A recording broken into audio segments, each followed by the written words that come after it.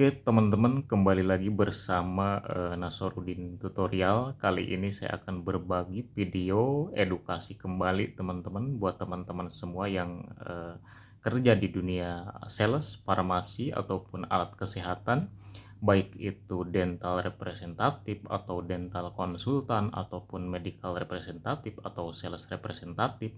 Nah, kali ini saya akan berbagi video edukasi tentang pentingnya skema insentif. Jadi pentingnya apa itu insentif, teman-teman.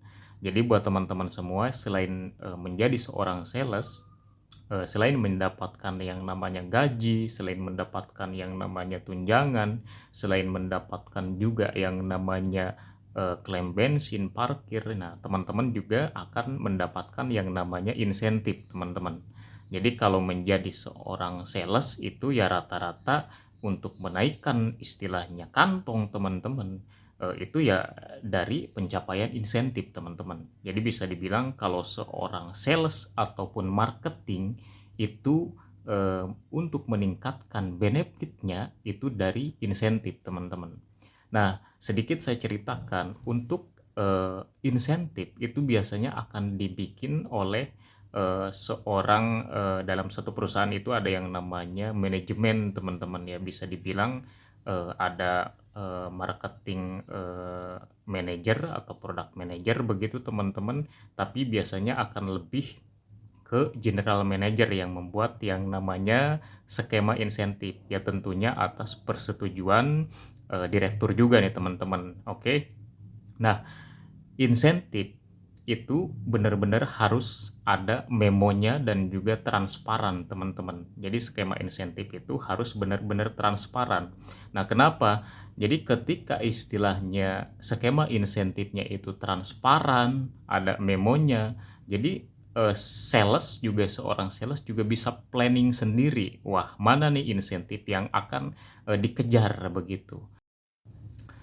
Oke teman-teman, jadi kalau skema insentifnya itu sudah dibuat dan transparan, ya berbentuk memo tertulis begitu, biasanya nanti akan di-share juga dari GM, biasanya akan dimitingkan ke NSM, terus diteruskan ke RSM, ASM, dan juga nanti ke sales-sales farmasi ataupun alat kesehatan, teman-teman. Jadi kalau insentif itu memang harus benar-benar transparan dan terbuka, teman-teman. Jadi biar sales juga tahu gitu kan mana aja yang akan dikejar insentifnya begitu, teman-teman. Nah, jadi kalau misalkan insentif di dalam suatu perusahaan itu sebenarnya terkadang kan beda divisi juga, terus beda regulasi untuk skema insentifnya juga begitu, teman-teman. Jadi beberapa perusahaan akan berbeda. Nah, cuman saya akan menjelaskan, membahas tentang beberapa insentif yang biasanya ada di dunia sales, teman-teman. Nah, yang pertama itu biasanya ada insentif bulanan, teman-teman. Nah, terus yang kedua ada yang namanya insentif tahunan. Cuma kalau insentif tahunan biasanya jarang, tapi kadang ada juga, teman-teman. Nah, terus ada juga yang namanya insentif kuartal, dan juga biasanya ada yang namanya insentif produk, dan juga ada yang namanya insentif visit atau insentif kunjungan teman-teman ke rumah sakit atau ke dokter atau ke klinik gitu kan, atau ke apotek ataupun toko obat. Jadi teman-teman juga akan mendapatkan insentif visit juga, teman-teman. Oke. Oke teman-teman, jadi tujuan dibuatnya skema insentif, tujuan diadakannya insentif untuk seorang sales ya untuk membangkitkan semangat sales itu sendiri, ditambah juga ya istilahnya untuk menaikkan penjualan suatu produk di perusahaan, teman-teman. Nah, ini di sini saya akan menjelaskan hanya sekedar sedikit saja untuk lebih detailnya cara membaca skema insentif, dapat berapa persen dan angkanya dapat berapa, nanti akan saya bikinkan video lanjutan, teman-teman. Nah, yang pertama teman-teman di sini akan mendapatkan yang namanya insentif bulanan. Nah, contoh seperti ini. Ketika teman-teman dikasih target misalkan 100 juta, teman-teman akan mendapatkan insentif ketika misalkan mencapai minimal 80% ke atas gitu. Jadi skema insentif juga tergantung dari perusahaan, bisa istilahnya 90% dari total target teman-teman dapat insentif, ataupun istilahnya 100% baru dapat insentif. Nah, untuk mendapatkan insentif berapa persennya nanti akan saya bikinkan di video lanjutan. Jadi ini hanya sekedar gambaran saja. Jadi teman-teman akan mendapatkan yang namanya insentif bulanan jika teman-teman achieve target.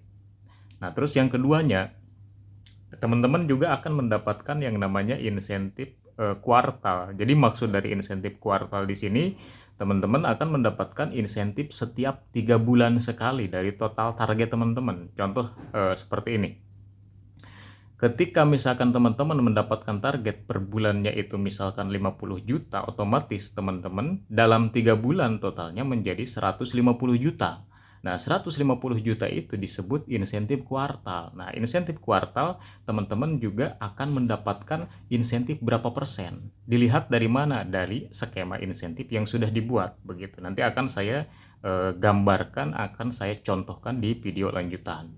Oke? Oke teman-teman, nah yang selanjutnya untuk insentif biasanya ada yang namanya insentif tahunan. Jadi kalau insentif tahunan sih sebenarnya kadang jarang juga, tapi ada juga teman-teman. Sebagai contoh begini teman-teman, teman-teman dengan target misalkan penjualan 50 juta, berarti kalau misalkan dikali 12 setahun itu totalnya menjadi berapa tuh? Sekitar 600 juta. Nah 600 juta tersebut teman-teman akan mendapatkan insentif tahunan dari pencapaian teman-teman. Nah, untuk mendapatkan total berapa yang akan teman-teman dapatkan, kembali ke skema insentif yang sudah tertulis, yang sudah dibuat memonya begitu teman-teman. Jadi untuk skema insentif juga memang perlu ada yang namanya memonya juga gitu, berbentuk ya tertulis yang nantinya teman-teman juga tahu gitu kan berapa persen yang akan teman-teman dapatkan begitu teman-teman. Oke teman-teman, yang selanjutnya di sini ada yang namanya insentif produk. Nah, di mana insentif produk itu penting sekali teman-teman. Contoh di suatu perusahaan ada taruhlah 35 produk atau 50 produk yang harus teman-teman distribusikan, yang harus teman-teman jual ke customer. Nah, ada beberapa insentif produk, contoh saya katakan produk fokus, di mana misalkan dalam 50 produk yang teman-teman jual, ada 10 produk fokus yang ada insentifnya. Nah, jadi teman-teman silahkan fokuskan, kejar, dan jual produk-produk fokus tersebut, 10 produk tersebut untuk mendapatkan insentifnya.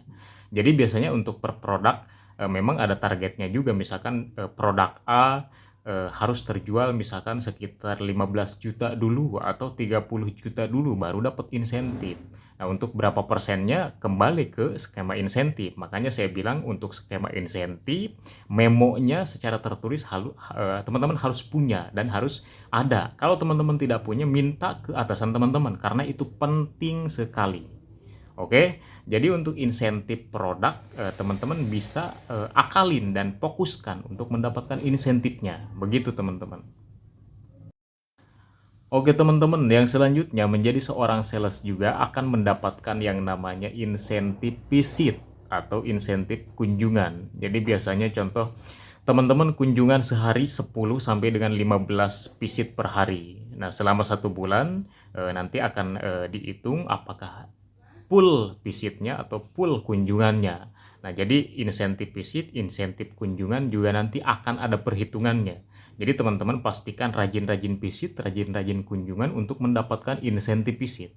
Nah, melihatnya total kita mendapatkan insentifnya dari mana? Nah, teman-teman pastikan juga skema insentif, teman-teman harus paham dan memonya secara tertulis teman-teman juga harus punya. Yang tadi saya bilang teman-teman minta ke atasan. Biar apa? Biar terbuka, biar transparan untuk memo insentifnya begitu teman-teman. Oke, jadi kalau misalkan ketika teman-teman kerja menjadi sales tapi teman-teman tidak tahu target, tidak tahu skema insentif, tidak tahu memo insentif tuh seperti apa gitu kan, jadi teman-teman tidak ada gambaran bagaimana teman-teman bekerja, bagaimana teman-teman mendapatkan insentif, bagaimana teman-teman fokus untuk jualan produk gitu kan. Karena seorang marketing, seorang sales siap benefit gedenya itu ya dari mana? Dari insentif, teman-teman, begitu. Nah, itu sebenarnya hanya salah satu saja, teman-teman. Jadi nanti akan saya bikinkan video edukasi lagi, video belajar lagi bagaimana teman-teman membaca skema insentif dan bagaimana teman-teman mendapatkan insentif produk, insentif bulanan, insentif tahunan, insentif visit gitu kan. Dapat berapa persen dan totalnya dari mana gitu kan, secara detail nanti akan saya bahas. Jadi pastikan teman-teman pantengin terus YouTube-nya saya, jangan lupa di-subscribe. Nanti saya akan bikinkan video khusus. Oke teman-teman, jangan lupa like, komen, dan juga subscribe. Terima kasih.